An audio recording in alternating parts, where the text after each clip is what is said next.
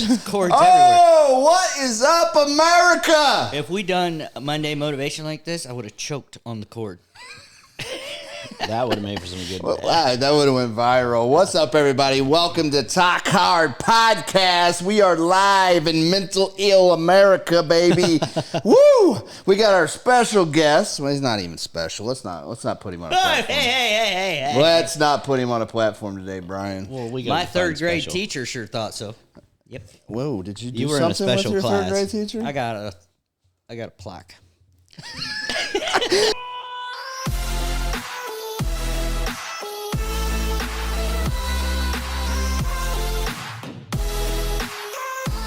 Welcome, Brian Kendrick, everyone, man. Welcome to the show, Brian Kendrick. Yet again, this is your 47th episode that you've done with us, even though we've only had, 20 episodes? Yeah, those are in the bank. Yeah. That was great. Did you hear that sound? Yes. Hey, that's Chris. Wait. Did they hear that sound, or that was really weird? If they didn't, is it just? It's everybody. Do it again, Chris Cobb. Do it again. I feel like I'm playing with a fidget spinner right now.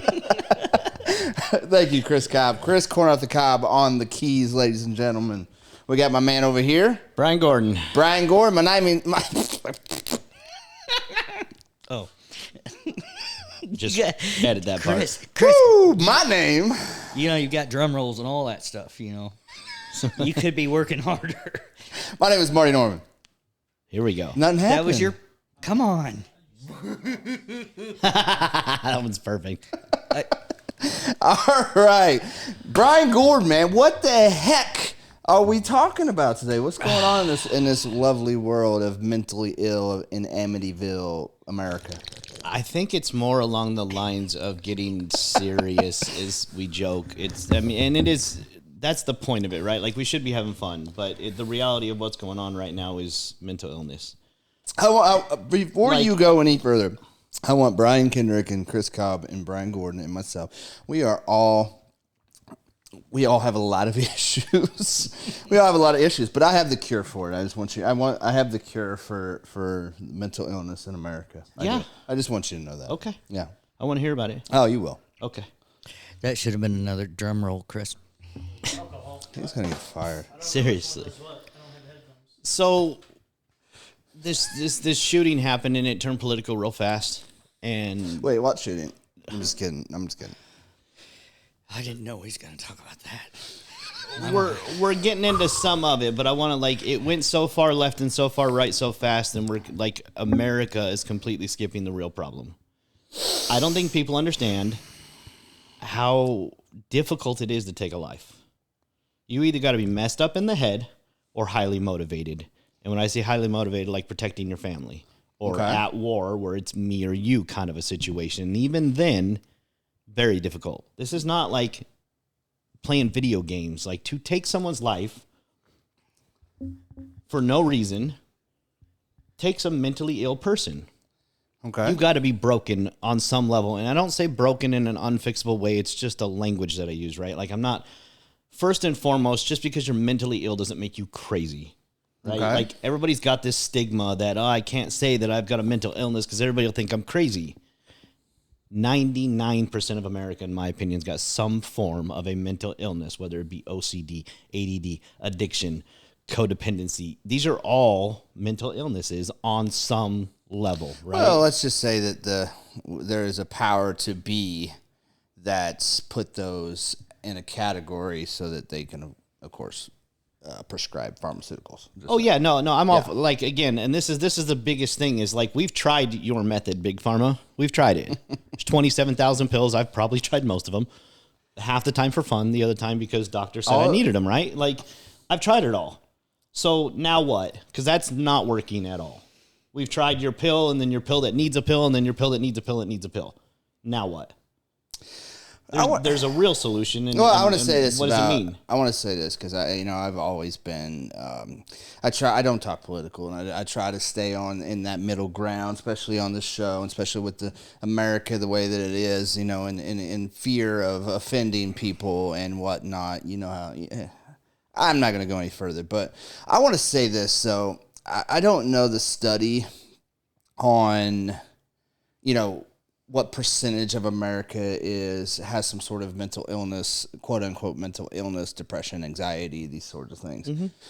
But I do, since we're talking about this, I do want everybody to understand that a very large percentage of mental illness, anxiety, depression, etc., has been manufactured by these companies.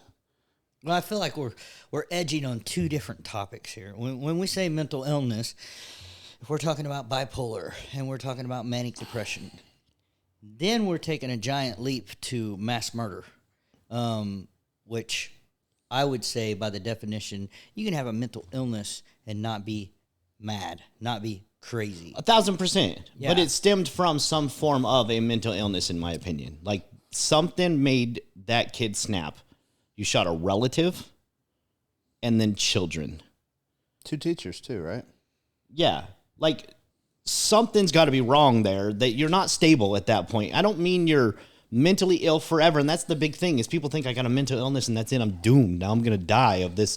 That's not how it works, right? Because there is an actual cure and your pills are not working, Big Pharma. I'm sorry, but we've tried them all. It's not working. Some people need them to balance on some level, and I'm all for it. I don't know if there's a pill that cures the John Wayne Gacy. I don't know. Some things are not, right? Some things are just not fixable. Some things are just... But I want to go back to the manufactured, because what society and these companies and big pharma and mass the American medical society and whatnot has manufactured this for a specific reason. Like in the last 50 years, like depression in America has, it's the leading cause around the world. It's not the leading cause. I'm sorry. It's the biggest country with the most depression and the most anxiety, and those are typical mental disorders, if you will. But we are the biggest one. It's got us and Europe and Britain, right? That falls in second and third. But America being the leading, and America being also the biggest pharmaceutical where all 80% of the world's pharmaceuticals go to.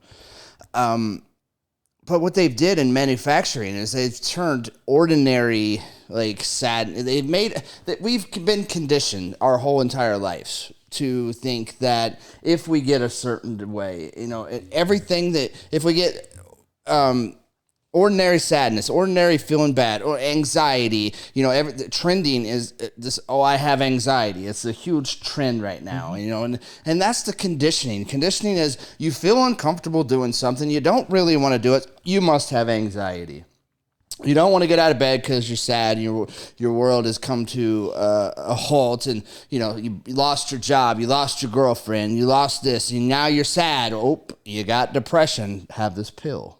They've turned those little things, and the majority of people, and if you watch TikTok, if you watch Instagram, like everybody, I have anxiety. Nobody watches TikTok. I'm just saying, I have anxiety. It's a trend. It's not only a trend, but it's something that people are pushing like it's a cool thing to have. If you don't have anxiety, there's something wrong with you. Like they're saying this normal thing of being sad and being anxious is a biochemical abnormality in the brain, and it's not. I mean, you're being more literal than what you realize. I was on TikTok the other day, and I searched hashtag anxiety, and it was trending. It's the top one, wasn't it? All right, so here's the problem: this is their new way of making it a talkable subject, right? Because for a while, if you had anxiety, people steered away from you. Like when I was in my 18, 19, 20, early 20s, if you had anxiety, you were seen as crazy. Like you got an uncurable mental problem, and you don't tell people that you have anxiety because that makes you weak and that makes you weird, and you're that awkward person, and you just have an anxiety attack again. Like now you're bipolar, and then it goes off to like the far spectrum of all this crap, when in the reality is 100% of the people in the world will experience anxiety on some level. Whether it's debilitating is up to them.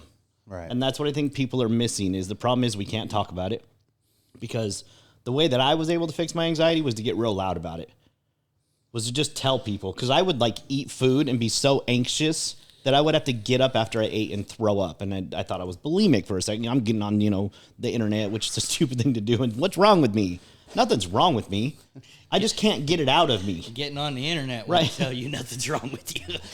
Like, we couldn't talk about it. Type As soon as it I in. could, things got better. So what I want, this is a call to action for anybody listening. If you like what you're hearing today, I want you to share this with everybody you can possibly imagine, because it's time we get loud about this. It's time we really start making it something you can talk about and making it a safe space to talk. Like, you can be anxious. You can have anxiety. That doesn't mean you have a problem. That means you're currently in a situation that you need help with. I think there's a huge difference in everything. Pharmaceutical. There's 350 million people in America that are depressed. Crazy. Right? Just nuts. It's just, man, I'm gonna have to agree. No, 350 million people, and I think a very, very, very small percentage of those is a chemical imbalance. But if you got any form of depression, and a lot of us have, and a lot of us have been through it, a lot of us, I think it's something that we as humans are going to go up and down with. We're going to be depressed for times. We're going to be anxious. We're going to be embarking on something new, and this is the difference between anxious and excitement, right? You've said in It's chemically the same in the brain. Like, on a we scan, can't tell you the can't difference. tell the difference. I don't think we as humans know the difference between this is exciting, I'm nervous about it, and oh crap, I have anxiety, If that's the case, I used to have an anxiety attack before I got on every roller coaster. I had an anxiety attack before this show. I'm having one right now. Oh shit. No, for real though. And I've experienced this. I've more witnessed it. There is circumstantial. Like, if you've lost your job, your kid's going through some kind of sickness or trouble at school, you're going through a divorce, you're getting ready to lose your home. There's all different kinds of circumstances and scenarios where depression or anxiety makes sense. And there's a lot. Damn it, you better be depressed and a little sad and anxious. You just Yes. lost half your life. Yeah. And I talk 100%. I talk people through this all the time, because they'll call me and they're like, "Man, they're wanting to seek out medical prescriptions because they're struggling." And I'll say, "Well, let's take a look at what's going on." And once they start talking, I'm like, "Well, no, that's a normal response." That's a normal emotion attached to something bad or indifferent in your life. And I feel like, and this ain't an attack, but I feel like through my experience that most psychiatrists are not asking the questions or care like I do, because they're prescribing meds to anybody that goes in and says, "Hey, I'm having trouble getting out of bed. I'm really not, I don't feel like I want to carry on." Yep. Without them finding out if it's because of what's going on in their life. They're Yep. saying, "Here's a pill to fix it." Or, finding out if what's going on, what is going on in your world. Okay, that's a normal emotion attached to that. Or finding out they've been struggling with this every day for the last 10 years of their life and they just can't get out of it. Yeah. That's a different thing. That may be a chemical imbalance. And medication. And medication may be helpful. It should be a last resort instead of a very first option. Within 20 minutes, I'm going to prescribe you a pill. Now, like panic attacks, I see my wife go through them, and it was a phase. But here's the thing about her panic attacks: there was no way to figure out or presume when they were going to happen. 1,000%. Come totally random Yep. in situations they shouldn't be going on, Yep. and you could see it in her body, and she's freaking out, Yep. and she doesn't want to move in the middle of the Walmart parking lot, and everything's going fine up until that moment. And of course, as a man, what's wrong? Because I want to help. She's freaking out. The kids Causing you to freak out. The kids just learned to shut up. The mom's having an episode, but it wasn't situational. It was stuff she couldn't control, and it was rooted, and it come from some trauma she'd experienced. 1,000%. And it got better over time. Yep. She's not on no meds for it. I'm glad she didn't. If she would have went and seen a psychiatrist during that time of her life, they would have prescribed her on something that is a lifelong medication and is addicting. And the longer you're on it, the more you got to take. Well, yeah, there's a problem. So you get these people on these benzos and then SSRIs. And what you don't understand is the side effect of people that go, "I'm done with this," and they stop taking them cold turkey and have real problems. You know what a side effect to most of them are? Suicide. Anxiety. Yeah. You take it Suicide and anxiety. So you're trying to tell me that I saw a commercial the other day for... Wait, hold on. You mean they're advertising medication? No. This one was the best, and I was gonna look this up. And Did you ever see the side effects on these things? this Yes, with Anal oily discharge. leakage. Anal leakage is this a common one was called Saxenda. It caught my attention because it sounded like sex. You're gonna get us killed. You're calling out specific meds. Yeah, gosh. you know what? I'm all for it. It was the funniest thing I'd ever seen because if you read the fine print, it was great. It was like, Hey, Chris, do you this have a is, scream on that little board? this is the new because weight loss. This is a weight loss medication, and it flat out said take this medication with exercise and a calorie deficit diet plan. I'm like, I promise you. they're selling you sugar pills Hey, bro, and a diet plan. I promise you. because if that's you- all it takes. I promise you, if you use this drug while you do those things, I guarantee it works. Guarantee it. Genius marketing. Don't get me wrong, but here's so I'm reading Tony Robbins' new book. Wait, I don't get it.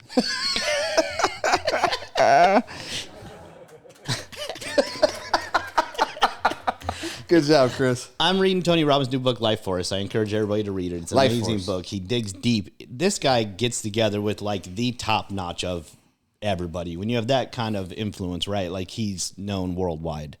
So he's gotten together, and some of the doctors they're diving into like bodybuilding. They're diving into cancer. They're diving into addiction. They're diving into all these different treatment options. And what they found with depression and mental illness is that people need to live in some sort of balance. So if you want to go see a doctor, the first thing you should do is get your blood checked, check your hormone levels. Men that have been naturally low in testosterone Or thyroid are severely problems. depressed. Thyroid problems, same thing. But men that also have too much testosterone get depressed. And so they've had to balance them. And when they They're find they're like, I don't know why, but I'm freaking depressed. But you know what I mean? Like, think about all that.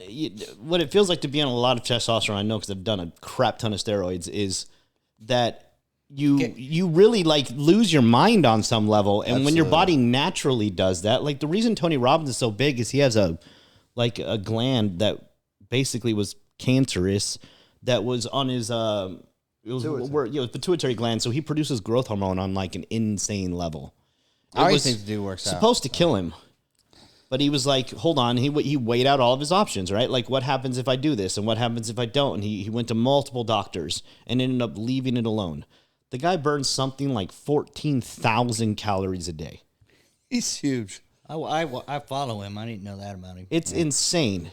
So what they're doing is they're realizing that you got to dig deeper to the problem. And that's my point to all this is we got to stop surface level treating everything. Can I say this too?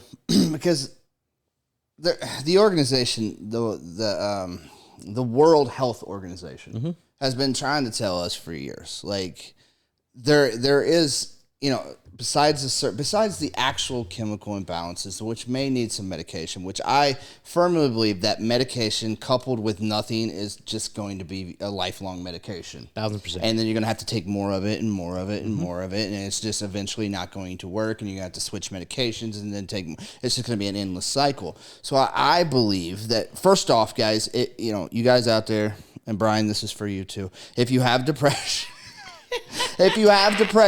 or if you have anxiety, like you guys who go through this, you're not weak.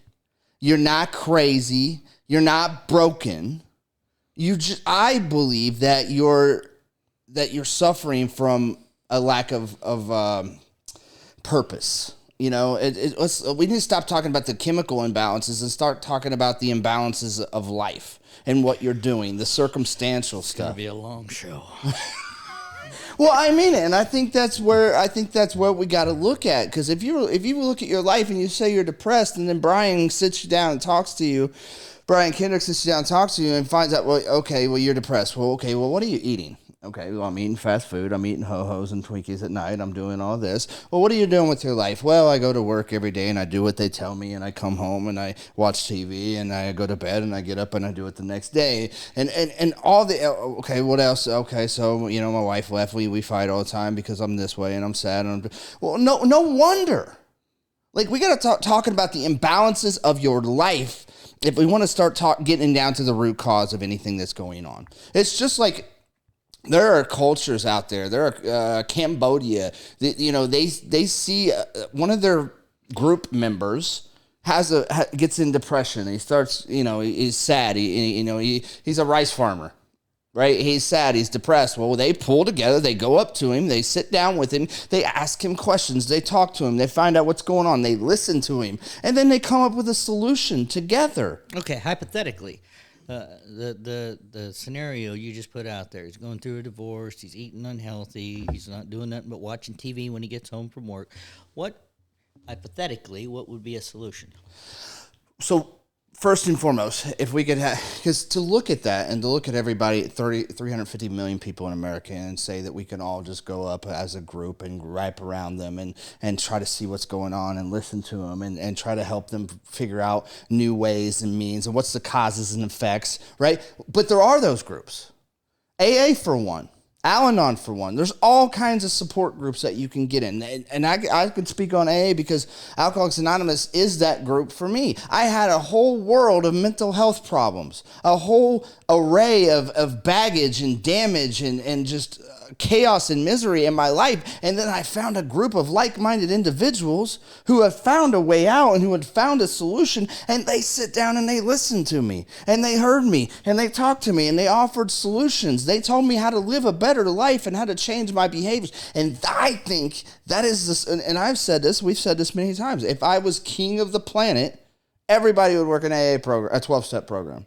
Because I believe that's the solution. We are in a culture, America, where 39% of everyone in this culture, in this country, is lonely. We live in a society where we are lonely because we have TV and technologies and We're lonely by choice. Well, yes, but we don't know it. It's not. No, we're lonely by choice, period. I don't There's get too it, many guys. people out there. There's too many things going on for you to be lonely. But nobody's come along and told that person Marty, that. collectively, I've got over almost 70,000 people on Facebook, LinkedIn, Instagram, and TikTok what do you mean I Right. could never be lonely? You see No, what no, I mean? You see social what I mean, social though? media I'm connection connected. versus personal connection is a got wholly a different message world. going right now. Somebody's messaging me, and you're Somebody's calling you. You're calling somebody, and it's my best friend Spam. How can we be lonely when we're more connected than when we've ever been? Because there's a difference the between this diabolical. connection. There's a difference between this connection and actual connection. Well, I think that was sarcasm. No, I know, and that's what I'm saying is the problem is people are going to take him seriously. Oh, That's the sad part. Don't make that mistake. Is that you need to get out of your damn house and go meet new people. Okay, when so- I first got here to Indiana, I'll do that as long as I can take my phone. when I first got here to Indiana, somebody said to me, if you want to live an abundant life, do the things that scare you the most. Hold on. So it didn't what I do that, did- Chris. Oh, sorry. what I did was I went to restaurants because I hated eating alone because that used to give me anxiety. That was when I would throw up, is I hated eating alone. And I hated going to the movies alone because I thought it would be boring. And I started doing things alone just to get out of my comfort zone. And what that did was brought a world of people around me because then people started getting curious. Like, hey, dude, what are you doing? I've seen you come here 3 or 4 times and you're alone. Like, I mean, are first you off, you new meet the here, waitress, right? Or the bartender. Right. But or- you start interacting with people in an uncomfortable space and you realize it's not that bad. And then you start to get out of your own way. And I'm a massive extrovert, but I used to hate this stuff. And now there's a community around me that at almost any point in time, 24/7, I can make a phone call and get any type of support that I need. Well, I think I know this is the solution, right? The solution is, the problem is loneliness. The problem is we do mundane things. We go to mundane jobs. We do what we're told at work. We don't have any input. We don't have any, we don't have any The sense problem of is right purpose. here. In our heads, period. Agreed. That's where the real but problem lies. somebody like this show, I hope, and you and myself and Brian, and even though Christopher Corn off the cob over there, I hope that we reach a lot of people. I mean, we reach people, we talk to people, we help them, we lead by example, most importantly, on how to get out of that chaos and misery that is loneliness and depression and anxiety and drug addiction. There is a way, there is a solution. I don't know if there's a cure for anything, but there is a solution to it. And the solution is just what you said. But somebody's going to have to come along and smack these kids in the face who are sitting in their house playing on their phone all day long and saying they're depressed. We got to stop babying them and making it okay. That's the problem. Woo! Now, come on. I wanted to go there, but you said it was all in our heads. I couldn't go external. Let's talk about a moralist society. Let's talk about an isolated society. Let's talk about all the dynamic and the structure of the home. You know, a lot of fatherless homes. There's a whole lot that's producing this, and like you said, we're pampering it, we're babying it, Right. we're enabling it. Let's Right. talk about 12th place trophies. Let's talk about how the whole world and culture has changed. That's what I'm saying. And when you add that, well, I'm not saying that stuff's the cause, but all of the stuff I just listed, and then you give them one of these. A phone. This contribute. I'm not saying this is the cause. No. I'm saying a moralist society. I'm saying a society where we pamper and baby everybody, and discipline has been taken out, and kids are getting raised, and they're alone, and the only interaction Here's have. part of the problem. You can't spank your children, and listen, don't beat your children. I'm never for The that. but Bible says I if you got- beat your child with a rod, it will live. I got spanked, and it was very clear. right. Do this. This is a result. It was plain as day. Don't come home when I tell you to. You're getting a spanking. Right. It's really easy to not get a spanking when you follow directions from your parents, right? Me and my parents are the best of friends. And my dad has whooped my ass so hard, he's left a black mark, literally. But he told me, if you do that again, I'm going to whoop you so hard, you're not going to be able to walk for a week. Yeah. And I called his bluff. My grandma used to make me go pick my own switch off the tree. And Cruel and unusual. I would get the biggest. That was spacey. I would go get the biggest, fattest switch off the tree, and she would make me go back and get a small one. Yep. And she would beat my ass with it. Now, listen, I'm not for beating children, okay? But kids need That's consequences. What it sounds like. That's what it sounds like. Kids need consequences, period. The problem is they can do whatever they want, and then all they get is like some stern talking to. Now, Johnny, I need you to understand something. No, it's a pow. What you did was hurt my feelings. And he's like, what are you talking about? Look, man. Where are your feelings and how do they Bernie Mac how do they said work? it best. Bernie Mac said it best. If a child is old enough to talk back, a child is old enough to get punched in the throat. Oh no! Bernie on. Mac said it, not me. Okay, Before I we didn't get say like that. way off this, it's babying in general, right? It's Come like on. you do something, there's no consequences. It's you lose, you still get a trophy. There are no consequences. And here's the stupid part. Let's say spanking is over here. Yep. We're way over here. Oh, 1,000%. Here, you know what I call this? I call this lazy parenting. So, Lazy ass parenting because people don't want to interact with their kids. They got their own stuff they need to be tied into. All you social moms and social dads, and I need to go do this. You don't make time for your children, and then you wonder why you're the idiot on the news going, man, I swear my kid would never do that when he goes and shoots up or she goes and shoots up a school. Like, you didn't even notice the writing was on the wall as your kid's got 17 holes in his fucking bedroom. And don't mark that, Chris. I don't even care today. We're going to talk real about this kind of shit because I don't care today. The writing is on the wall. When your kid acts like a fucking asshole, there's a reason for it. And more often than not, it's because you as parents aren't paying attention to them. come on. That's when they start acting out. Let me give you a scenario, and you guys, I'm just going to paint a picture in your head, and you let me know how it sounds to you. Let's go back, and I'm just going to pick the Western days. It's just because it's probably what I can reenact the best. Okay. But, okay, we have our own ranch, small. I'm not saying super large, but we Not have, Yellowstone. but we have some land. We have some cows, some horses. Can we have a goat? And I have Yes. I'm the father. Okay. And I have a 12-year-old son. Okay. I'm guessing around what time's the sun come up? 5:30 a.m. Sure. Sure. I go to get him up. Yeah. Right. I go to get. Hey, boy, come on, because they didn't have alarm clocks back then. So Yep. I imagine, hey, Where's your roosters? You not get one of those on the rent? no, listen, We didn't have any roosters. listen, no, the Okay. 12 Yeah, yeah. year old son. Yep. I can't get out of bed. I just can't today, Dad. Are you sick? Are you dying? No. Okay. No, I just really depressed. Okay. I can't even act it out with a straight face. I wanted to do it, but we're laughing. But why? Do you think it happened? I just don't feel like it today, Dad. I'm tired. I don't know. I went to the market the other day, and the kids were just looking at me, and I could just tell they didn't like my hat. I just can't do it, Dad. I can't go to the market anymore, and I can't look at another horse in the eye. Get out of my room, Dad. Okay. What do you think about that? Do you think it happened? I think that kid would have got his ass beat Do all I the way think out it would to happen today? Yes. Yeah, I was reading it. Do I think it happened back in the day? No. I don't think it happened. Why? once, Because ever. that kind of stuff didn't exist. Come on, depression didn't exist in the Old West. Come on. You know why things exist? That doesn't make sense. No. You know what? You want to know why things exist? Because we talk about them. Because we focus on them, because we talk about them nonstop, because it's on every stupid fucking news channel out there. This is why I said it was manufactured. Like A lot of it, a large. we percentage have of it. made most of these problems. Like we've most of these things problems. Like when you talk about something, you focus on it. So if you eat shitty food and you're bitching about your job on the way, and you're complaining about the traffic on the way, and you're mad because you didn't get none from your wife on the way, you wonder why you're having a fucked up day? Yeah.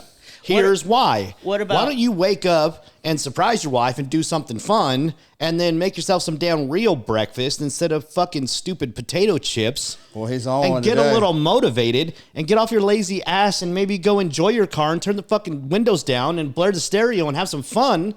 When you get to your job, you might actually enjoy it. Yeah. Again, let's talk about the imbalances of life, because that's not what we're talking about. We're talking about somebody somebody depressed, somebody anxious, somebody, this is a chemical imbalance. Let's give them some drugs, and all that's doing is furthering the problem. You got a chemical imbalance, prove it. You got a chemical imbalance. Okay, Prove it. But I want to see it on a real scan, not a fucking survey. yeah. I want to see a legitimate blood work and a real scan of your noggin. Then we can talk about your chemical imbalance. Because I'm going to tell you this. I guarantee you 70% of all of us that are on any kind of pharmaceuticals for these issues, right? That if you just sit down with a psychologist, a psychiatrist, a group of people with like minds, mentors and whatnot, I guarantee you could find the real problems in your life. Well, here's the thing. I want to be clear. I am all for therapy. Yes. I am all for psychologists. I am all for therapists. I am all for coaches. I am all for any. I don't Good care one- if you're talking good to your ones, though. friends, Good right? ones. But it's got to feel right. And if the response is take this, they don't care about you. That's like your mom saying, "Here, son, just take this phone and get out of my face." Ooh. And then there's a difference here. A therapist is going to talk and ask questions. Because they can't prescribe. Yeah. And the other one, I believe it's a psychologist or it's a Psychiatrist.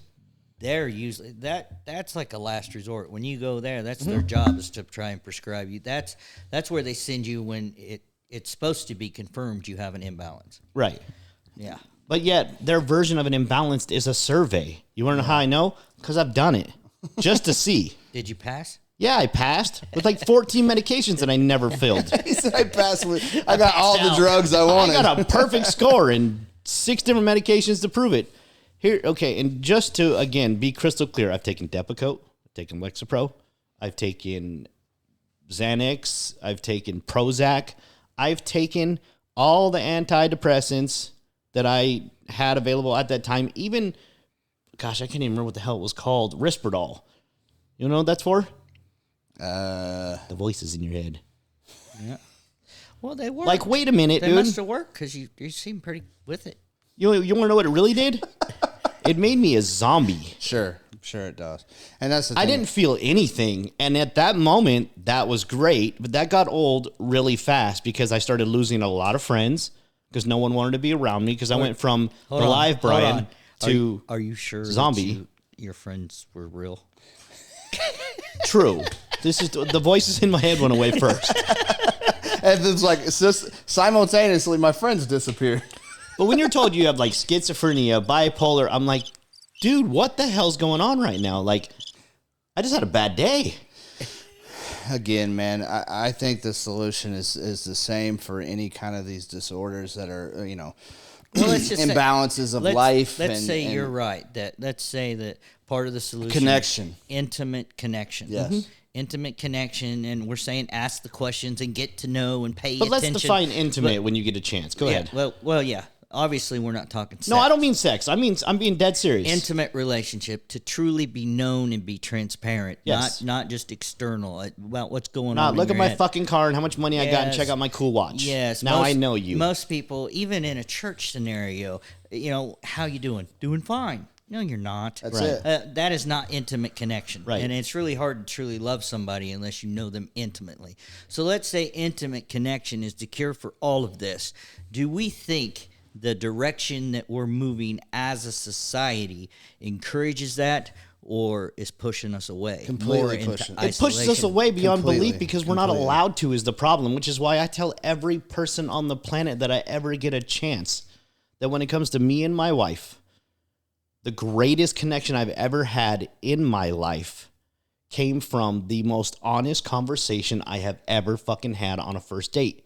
And man, I was dripping sweat and nervous as all hell. Wait, you was anxious? I was having an anxiety attack while this was happening, right? But here's the reality of anxiety, and this is medically proven. If you actually get anxious about something and you run from it, it makes the anxiety worse because you train the brain to do that, to make it better. It means as soon as it happens, it wants to run sooner, Well, and you then got sooner, and then sooner. And next thing running- you know, you've burned it into your subconscious, which with your wife, I've had these where your brain is like a computer, and after you hide files long enough, you don't know where the hell they are anymore. They're there, but you don't know where they are. And then that file pops open because you had something pop up, right? And when that happens, it's a subconscious or unconscious anxiety attack, and it happens to a lot of people. In that moment, your wife, myself, a lot of people were not able to deal with because they weren't allowed to talk about it, and it wasn't okay.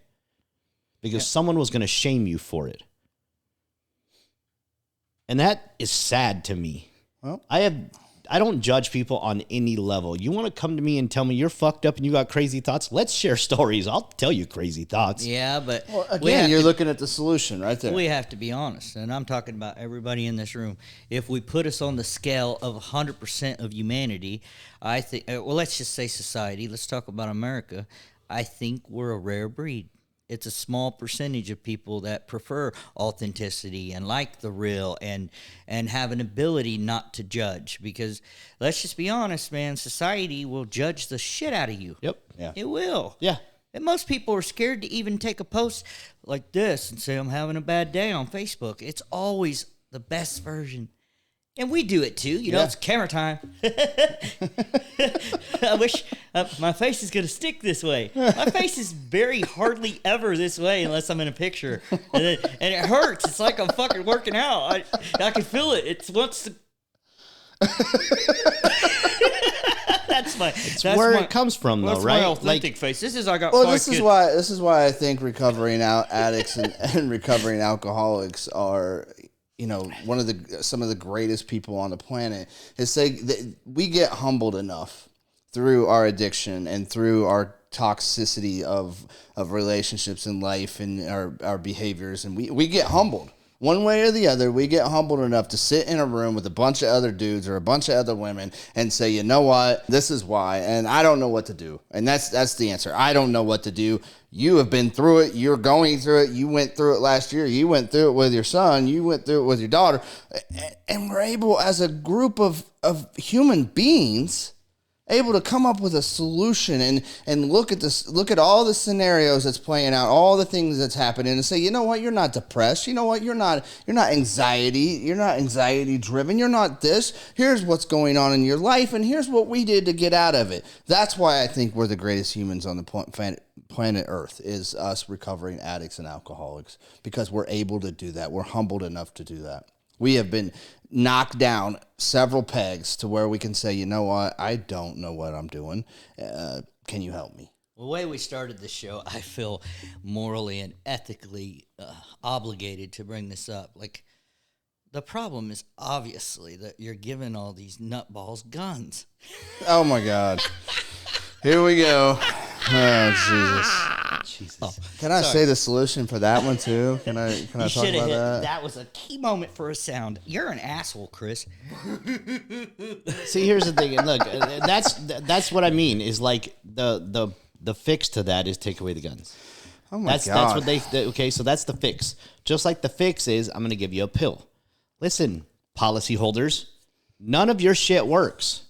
Well, So when you show me these, something that works, because the biggest crimes that have happened, or some of them, are should happening definitely- in areas should where you definitely- cannot get a gun. This is one of those moments where you should look right into the camera because I am absolutely sure we've got some policyholders watching. No, here's the thing: is I want people to stop relying. Like Biden, you love need what to you said. fix this. Like, what's he gonna do? Yeah. Write a thing in Congress and it's gonna be on a fucking piece of paper and nothing's Well, gonna happen. laws- Yeah, California. I know how hard it is to get a gun there. There's an 18-day cool-off period. But And to get a permit, it's like a 6-month psych eval. And I'm all for this kind of stuff, honestly. I am all for people getting a little bit more seriously checked before they're handed a weapon. I'm all for it. I've got another scenario. I want you to, all right, just bear with me for a minute. Because, and, you know, I could play this one really good because let me tell you that, you know, I'm on the edge for years. On the edge to the point where I've decided that if I ever do snap, that I'm going to be a serial killer. oh God, should we put this? No, out there? no, it needs. And listen, and something happens at work. Maybe I lose my job. Me and the wife are on the verge of divorce, and when I lose my job and I come home and I flip out, and for the last time, she packs up the kids and she leaves, and I decide in that moment that that's it. Before I go out, and I'm definitely going out, I'm taking some people with me. Let's just say it's a certain population of people. I'm not going to list. Oh my but God. let's just say it's a certain type of people that I'm going to take out. Yep. And right when I'm ready to do it, I realize I'm not allowed to own a gun. So that's it. That's it. Nope, there goes my. Guess I'm not going to do that. No, I'm going to tell you something. If I set out in my mind, and I'm not a killer, so don't judge me. If I set out in my mind that I was going to kill some people, and they told me, and they absolutely prevented me, say they banned all guns. I didn't even know anybody that owned a gun. I didn't know anywhere that I could even talk about somebody to get a gun. I promise you, if I decided that murder was my chosen path, that I would find a way. Yeah. Yeah. I'm serious. I think this, if I decided that moment that I wanted to murder people right now in this moment, it would not take me 72 hours and I could get my hands on a grenade. Or, I'm pretty smart, I think I could figure out how to build a bomb if I really They've wanted to done kill it. somebody. You can We've build a done gun. it. You Like, can build a that's gun the at thing. Menards. It's like it's happened. It's done in prison. There are no weapons. People get shanked all the fucking time. Like I feel like what I This just did is- was epic and nobody It was, said Brian. that was awesome. I don't know. it was. I'm still like wondering if I should go grab my gun after you said that conversation. I'm looking around his Again, what he can here's- grab right now. Here's the thing. I'm wondering if he could kill me with a Celsius can. You said something there, and if I'm being brutally honest with you, I would call your bluff, because you can go through hard shit, but when that moment comes where you have to take someone else's life, it takes that much more of you that you will never get back. And it is not as easy as people think it is. Like, you have really got to have snapped. Well, and you know You've what's got to even- get to a point where you are so hurt that you are prepared to die.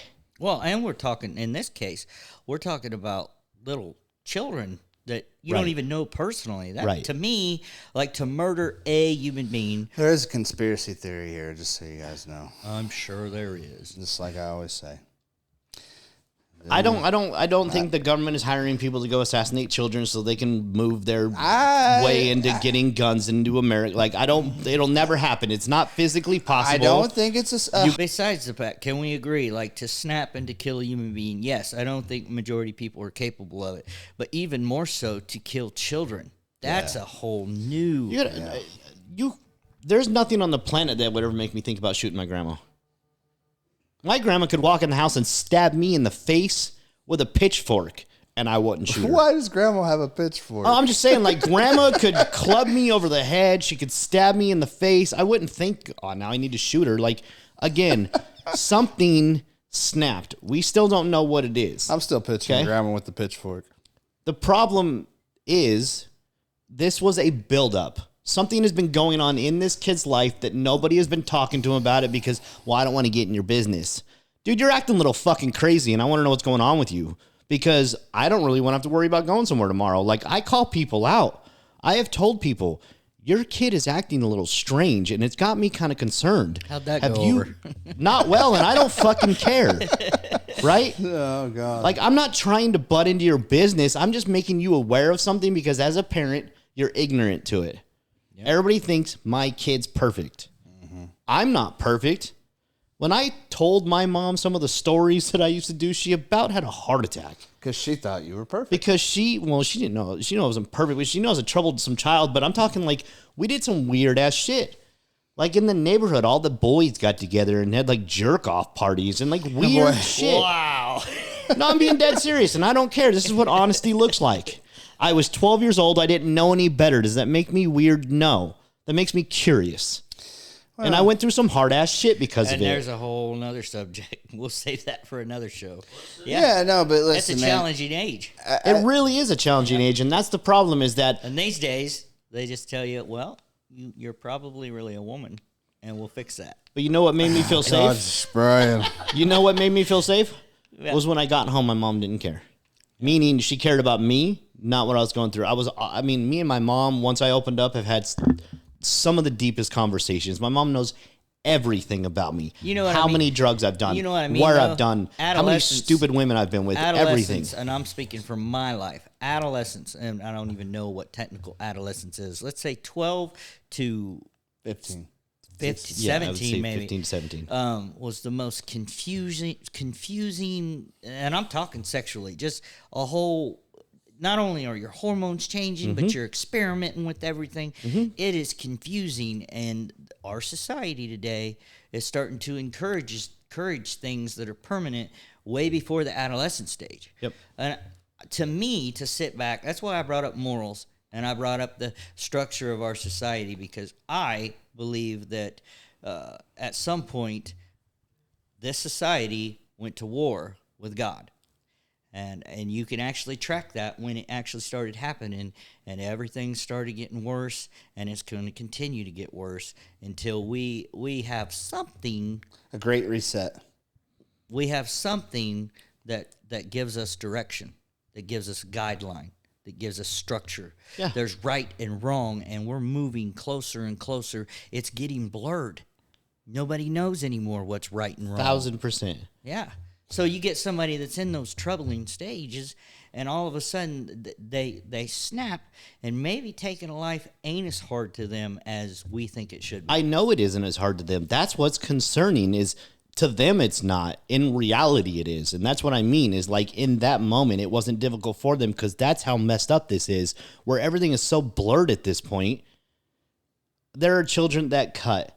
And when you talk to them, lots of them, you ask them why. Yeah. It's because it helps them control their emotions and feel something. Yep, I did it as a kid. They're so confused. I did too, just in the version of tattoos. But these days, kids are doing it on TikTok, and they've got a following for it. Yep. That's another thing that's become, it's trending. Yeah. It really is. And I'm right now sitting here, I've got 3 friends that are more than associates that have children that are going through it. And they found it on social media and stuff. It's not something that is so much hidden anymore. Right. It's almost like a trend. Well, I'm trying to think of a different word for it, but yeah, it really is a trend. And here's the thing: is like surface level, right? Like it's bad. Don't get me wrong. But at the same time, it's bad in my opinion if you can't talk to your kid about it. Yeah. If you can sit down with your child and ask, okay, this is a safe space, so you're doing it, okay. You're not in trouble. You almost have to. Just tell me what goes on. Like, have an active conversation. This is what I mean by intimacy. Is like with my parents and my mom, I could sit down and tell her anything, and nothing came back but tell me more. Yep. Not I hate you, not I love you, just tell me more. There were times when I brought her to tears because she was feeling like it was her fault, but it wasn't about that. It was just keep telling me. Let's just talk about this some more. And the more the conversation came out, like Marty, you've said before, sometimes just hearing yourself say it, you're like, what am I talking about? Yeah. That's like, what is really going on in my head right now? That's part of processing it. Right. Getting it out of here. Right. Yep. We're almost obligated to it. Because think about it. If you have a decent-sized school and your kid's, whatever, 3rd, 4th grade is what is going on now, which also blows my mind. But there's 6 kids in their school that are doing it. If you talk to the guidance counselor at the school, They know about it. So if you don't talk about it with your kid, they're hearing about it. They're learning from their friends. The problem is, too many parents are my kid would never. Yep. The kid could do it in front of you, and you would still say my kid would never, because you got to keep up with the Joneses, and you're afraid what all the other parents are going to think about you. I don't. Also, we're old. Like, I didn't know this stuff. I have a 9-year-old daughter. You don't expect stuff like that to come up for 9-year-olds. When I was in school, it was 14, 15, 13, 14, 15. That's when all that stuff started kicking in. I don't know that I'd ever seen nobody cut, or we didn't use words. Like, my daughter come and said, school's not a safe place for me anymore, Dad. I'm like, you're 9. Where did she didn't make this. This is not just her talking. Conditioned. She's heard that. Yeah. Her, what's it called? Emotional support, emotional intelligence or something. They don't call them guidance counselors anymore. There's a whole, and I'm not going to go into that whole scenario, but they're meeting with them and they're teaching them all these things and they're talking about safe places and stuff. And she tells me, called conditioning. School ain't a safe place. And I try to think of me or any kid that I grew up with saying that at 9 years old. No. Yeah, but here's the thing. Like, you have these conversations with your kid, and this is the thing, is that as most parents out there, and I'm encouraging you, if you are one or know of one, they go from that to now we need to write new policies so you can't do that. You know how many stupid things I learned in school? Plenty. Because it was happening back then. I learned in school. But what happened when I got home was different. Why? Because my parents were there. We had conversations. I learned what I needed to know about life from my mom and my dad because they actually sat down with me and we had real, legit, hard time conversations because my dad was fed up with it. He was tired of playing the games. He was tired of being angry all the damn time. We just needed to yell at each other and get it over with, right? We've had plenty of in each other's face match, and me and my mom have gone at it with each other, and at the end it was fine. Like, we've all gone through it, but we were allowed to have that. So it didn't matter where I learned from anywhere else because home was where I got my guidance. And that's where parents are struggling is they don't guide their kids at home. Policies aren't going to do a fucking thing. Well, we need to take charge at our homes with our friends. We need to talk to people. We need to get to know the kids. We need to get to know their friends. We need to get to know their friends' parents. We all need to get to know each other more instead of just pushing our kids off and hoping that the school will guide them because it's a bunch of bullshit. Watched your video, by the way. It was pretty excellent. Thank you. Some of it right there. Yeah. I agree. And I could tell you up to a year ago, I was fighting this because I thought it was ridiculous and I was taking the opposing side. But I can tell you we are currently doing the assessments to homeschool our kids. It's just getting to a point, and I'm going to leave it at this, to where the beliefs that are being taught and instilled in the institutions in this country conflict with ours. So the only way to guarantee that they're learning what we want them to learn and learning our beliefs is to homeschool them. Yeah. And I know there's disadvantages to that too. Back when I was growing up, homeschooled kids were the green. They didn't have no life experience. And usually by the time they turn 18, the world just had their way with them. Right. So I understand there's disadvantages, but I've weighed the pros and cons. And that's a decision me and my wife have come to. But for the families that aren't capable of that, right? They're already stuck in this living with the Joneses. Their bills are too great. Mom's got to work. Dad's got to work, right? What this comes down to is when you get home, I don't give a fuck what's on the Kardashians, and I watch them too, so I'm not ragging on it. I've watched it too. Oh yeah, hell yeah. I would have never believed that. Oh that. hell yeah, I got to keep up with my people. That's it. I gotta go. Here's the thing, or the Housewives or whatever fucking TV show you're watching. If you would take an hour out of your night and sit down with your kids, that's all and it takes. Talk. That's all it takes. Like, how was your day? What's going on with you? And don't let your kid get on their stupid phone. And don't let your kid get on their crap. I'm telling you right now, 99.9% of all parents right now do not do that at all. How many families do you think? Not even an hour. How many families do you think, and this will be a complete guess, sit down and eat dinner together? No, on the couch watching TV, yes. Yeah. No, at a table, no phones, no TV. Right. Nope. That's a great place to start. Absolutely. So the solution to all this stuff is, guys, it's the parenting, right? If you're going to be a parent, have dinner with your children with no phones, have conversations, let them have the free and freedom to actually talk about it instead of hiding stuff from you and have an honest conversation. And if you're a grown up, be able to look at your life and not the imbalances of your brain, but the imbalances of your life, and start working on those solutions, because I guarantee you there is a number of those that you could work on. And if you need to get with a group, there is a million different support groups, just like I found in Alcoholics Anonymous. And that's where I started working on self and started realizing my behaviors and why my life was this way. And this is because of, well, I'm doing this, this, and this is causing me to feel this way. So this is what, okay, so we're going to do this. You want to have self-esteem, do esteemable things with your life. Don't sit on your couch. Don't go to work every day, complain about your job, come home, sit on your couch, watch TV, and then tell me you're depressed. I don't want to hear that shit. It's time to start looking at what you can do to change it instead of what the policies and procedures of the country can do to change it, because they ain't going to do shit. They've never done shit. It's time to start standing up and taking some real taking accountability on what it is you're doing. Buck. So that's the solution, guys. Interesting side note. All of these things that we're discussing, churches are intended to be that. Yeah. Intimate community of people. I know they're not. But I'm saying if you go with the way they're intended and the way... I was actually going to say that. Like, church groups are actually... I've been involved in great church groups. But here is just... The brutal reality of it is most parents know more about their fucking coworkers than they do about their kids. Mm-hmm. That's the truth, and that's fucking sad, and you need to do something about it. So wake up, get to know your kids, get to know your friends, get to know your friends' kids, get to know people on a deeper level than what you see on Facebook, because most of the time is bullshit. Get out into church groups. Get out into AA meetings. Go try new things and get uncomfortably honest with yourself. I think as we're wrapping this up that we should put a little disclaimer and let anybody know, anybody that comes across this that is struggling with severe mental illness, that we are not against you. We love you. We're not, absolutely. And we're definitely not doctors. Yeah, and we're not against... Especially, I know, speaking for Marty and ourselves, we know that there are situations and circumstances and scenarios where medical help is needed. We're not saying we are totally, everything is holistic. We're just saying that we believe that it is way, way overprescribed. Right. Yes, the pill is not your cure. It is a bridge to a new pathway, which means if you need it temporarily to get to a new way of thinking while you retrain yourself, I'm all for it. Right. You don't need it for the rest of your life. So if you're going to take it and the doctor says you need it, use it to get where you need to go and then build from there. I just don't want nobody, like somebody on psych meds or something, to stop taking their meds. No. Don't ever stop taking your meds without seeing your doctor, period. Please don't do that. We are not doctors. I don't want anybody doing that. We are not doctors, and our advice is just our opinions and our experiences, guys. Whatever you're doing, okay, let's just say, for example, that you're on a bunch of meds for psychiatric issues.